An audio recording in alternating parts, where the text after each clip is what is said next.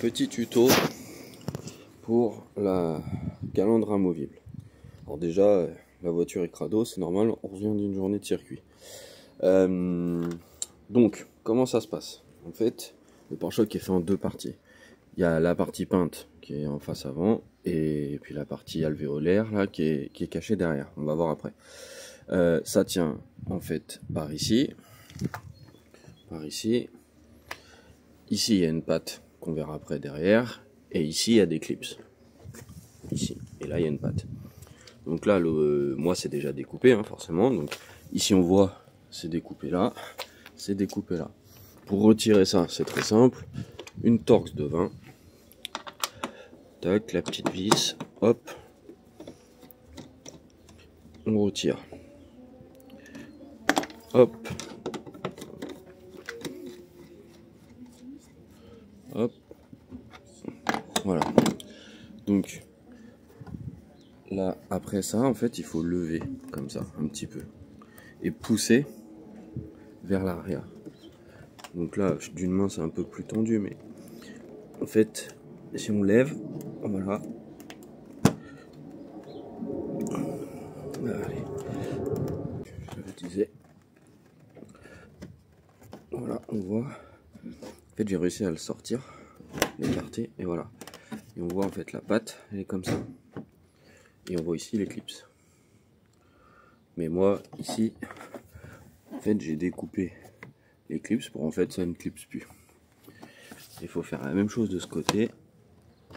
Voilà. Donc là, on voit qu'il a réussi à sortir. Et ensuite, il n'y a plus qu'à tirer dessus. Et donc, comme vous voyez, ça tient comme ça. Et c'est tout.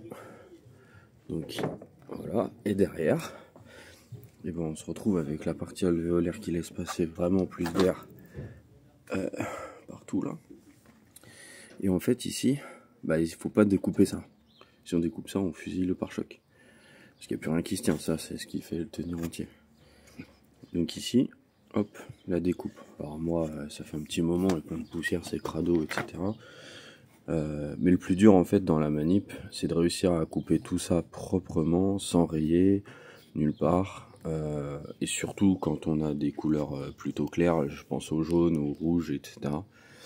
C'est un peu plus chaud, je pense. Moi, noir sur noir, ça se voit pas trop.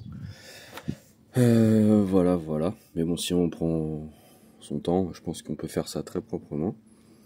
Et du coup, bah voilà, il n'y a plus de clips ici. Je les ai tous virés. Et donc pour remettre, bah, c'est aussi simple que pour enlever. Hein. On le positionne comme ça là, tac. Ensuite, bah faut lever un petit peu ça, tac.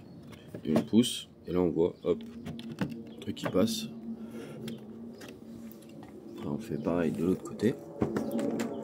Ici, on lève. Voilà. Et là, il n'y a plus qu'à remettre la vis. Tac. Tac. Pas besoin de serrer fort, ça sert à rien de tenir, ça force pas. Voilà. Et c'est fini. Et vous pouvez reprendre la route sans problème. Et n'oubliez pas, petit YouTube.